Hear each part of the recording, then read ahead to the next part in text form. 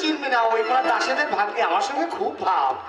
আজ আমি বুঝতে পারছি কেন তুমি আমার দুঃখ কষ্ট সহ্য করতে পারো না।